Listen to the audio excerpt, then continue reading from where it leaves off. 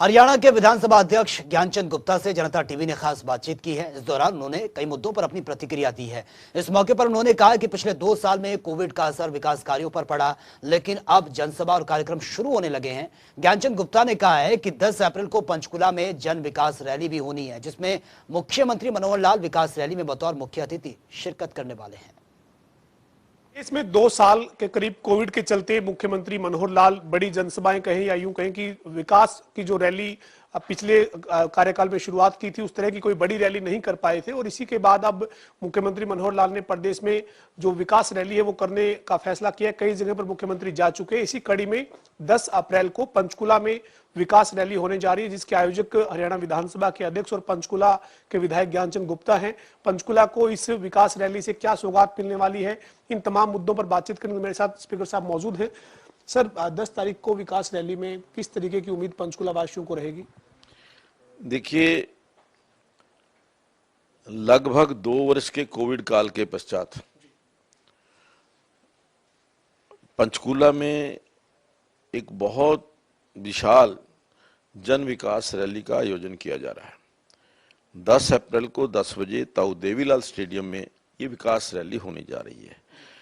और इस विकास रैली में हरियाणा प्रदेश के यशस्वी मुख्यमंत्री आदरणीय मनोहर लाल जी, वो 7 साल की हरियाणा की विकास गाथा, 7 साल में हरियाणा ने विकास की दृष्टि से क्या कार्य किए हैं, जहां एक और वो हरियाणा के विकास की गाथा रखेंगे, वहीं दूसरी तरफ पंचकुला के विकास की गाथा, पंचकुला के विकास की यात्रा। इस विकास यात्रा के अंदर हमने लगभग 5,000 करोड़ रुपए के विकास कार्य केंद्र सरकार की मदद से हमने जो किए हैं, उनके बारे में भी आम लोगों को जानकारी दी जाएगी, ताकि उनको ये पता लगे कि हमें पिछले 2 साल 2.5 साल के अंदर हमने क्या विकास कार्य किए और जो पिछले उससे पहले 5 साल के अंदर हमने कौन कौन से विकास के कार्य किए थे। और इसके साथ साथ जब माननीय मुख्यमंत्री जी आ रहे हैं, तो उस दिन लगभग 350 और 400 करोड़ रुपए के बीच में नए विकास के कार्य, चाहे उनका शिलान्यास या उद्घाटन आदरणीय मुख्यमंत्री जी करने वाले हैं।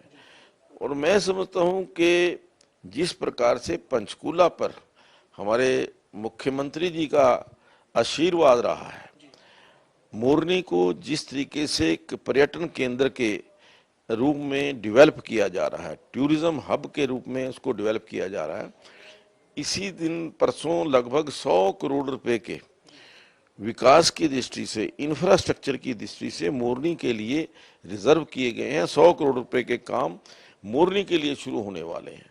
तो मैं समझता हूं कि जब मोरनी एक टूरिज्म के हब के रूप में डेवलप हो जाएगा, तो निश्चित तौर पर हरियाणा के अंदर और विकास जो है तीव्र गति से हो सकेगा। स्पीकर साहब, पंचकुला के विकास को लेकर जो है वो चुनाव में भी आप घोषणा पत्र जो पंचकुला का था उसमें भी उनका जिक्र था, नगर निगम के चुनाव में भी उनका जिक्र था।